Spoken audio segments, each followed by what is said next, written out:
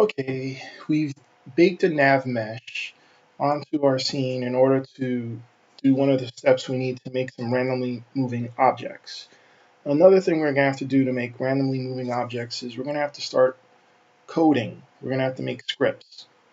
So what we're going to do first is go to the hierarchy window and at the root level right click and add an object. We're just going to add a cube.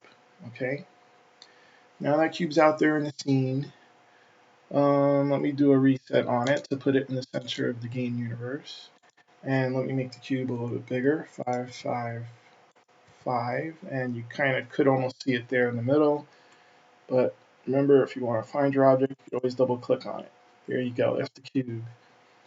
In the inspector window, I'm going to go to add component button, press it, and I'm going to scroll down to the bottom and say new script. I'm going to give a script name. I'm going to call it cube to match up with my cube. And the language I'm going to pick is C#. Then I'm just going to say create and add. Okay, now as you can see right here, there's a new component, a new property of my cube, and that's this one script cube. To edit the script, I'm going to go right here on the word cube and double click on it. This is the easy way to open up the script. And I have Visual Studio set as my tool for coding here.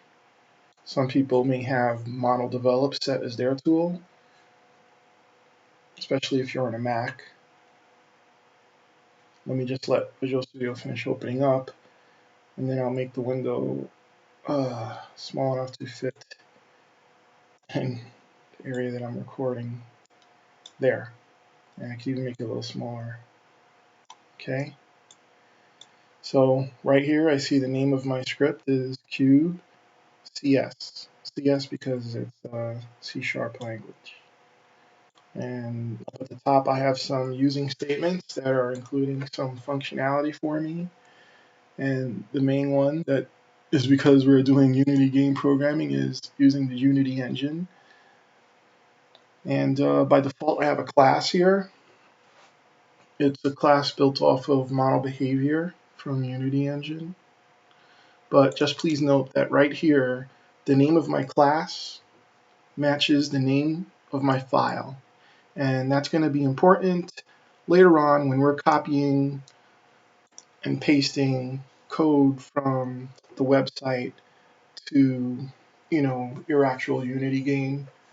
I may have named my file differently on the website. So when you copy and paste the code into your script, you just have to make sure that the name of the file matches the name of the class. Okay?